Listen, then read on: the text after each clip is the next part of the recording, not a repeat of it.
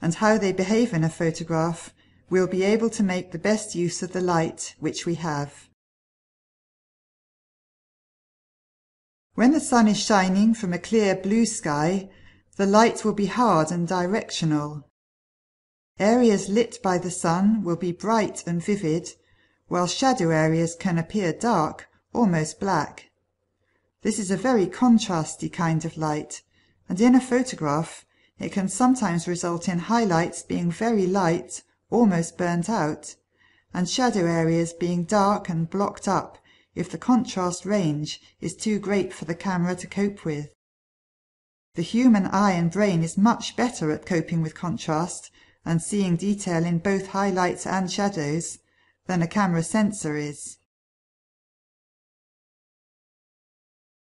In a photograph taken in hard, bright light, you will often see shadows cast by one flower onto another, or even by one petal onto another, which you didn't notice at the time because your eyes and brain were compensating for the contrast range.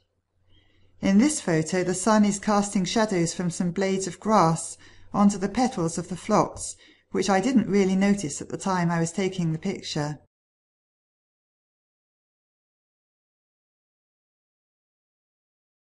Even if the contrast range is manageable, if the hard light is coming from above or in front of the flower, it will usually be an unflattering light for it.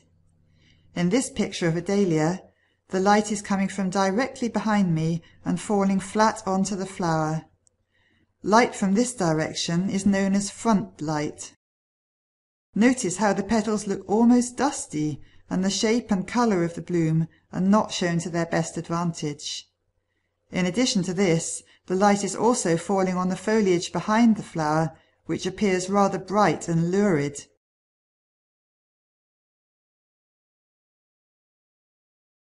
For this second photo of the same flower, I changed my position so that the light is now coming from my side and slightly in front of me at about 11 o'clock. This has completely changed the resulting image. The petals now look much richer in colour, and the sun is rim lighting the petals, giving much more of a sense of the three-dimensional shape of the dahlia. It's also no longer falling directly onto the leaves behind it, so that they are much less distracting to the eye. So when you're photographing in a hard directional light, it's important to consider the direction which the light is coming from.